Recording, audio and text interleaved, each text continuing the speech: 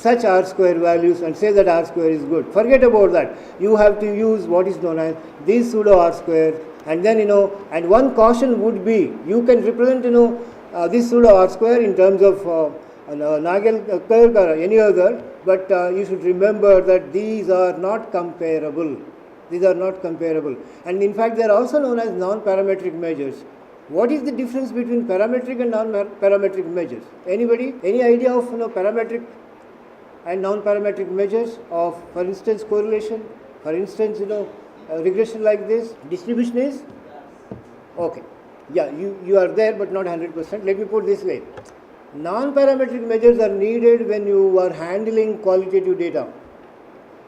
To put it more precisely, non-parametric measures do not assume any distribution. You rank the data, give the ranks and find the correlation, regression, whatever you want. So it will not assume any distribution behind this data.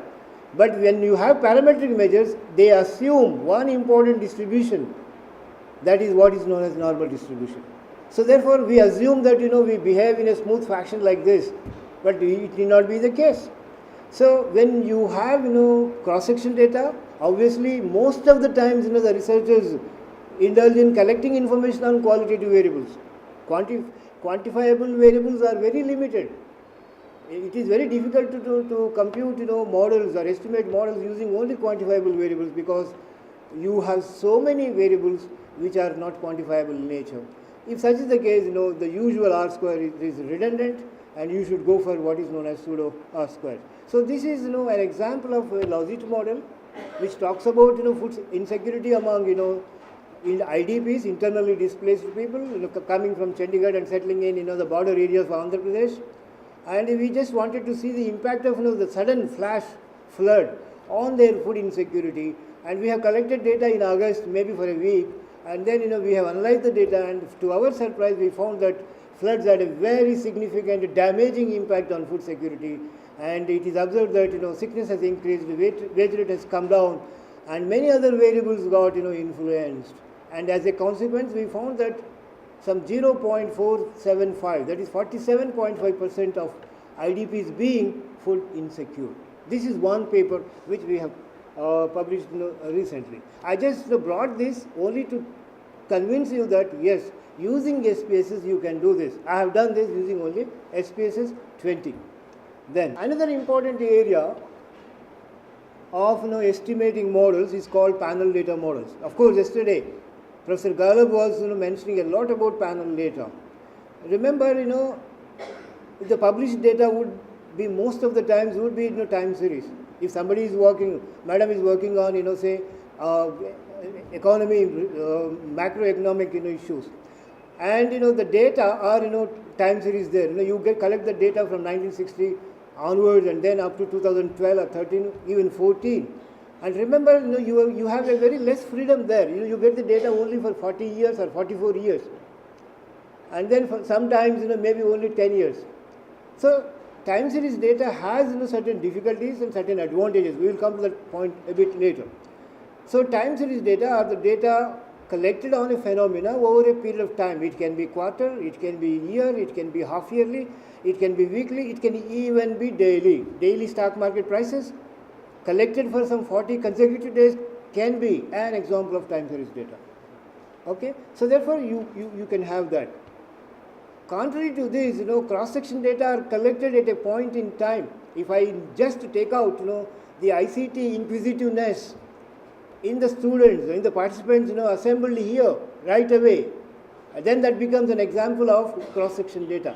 They are collected at a point in time, that's all.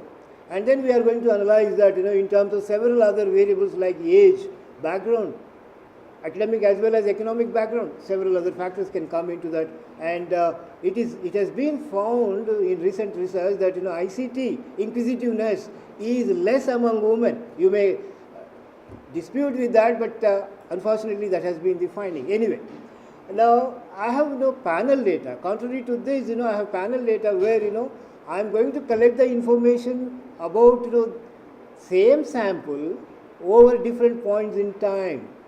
You are going to attend the next workshop, and I would like to see how far the development has taken place. Some of my students sitting here have attended in my earlier workshops also. I just want to see how far the impact has come, was there. And if you want to study such kind of a thing, then the recourse would be what is known as panel data. So it is a study based on the information collected over a few cross-section points, about a few cross-section points over a time period.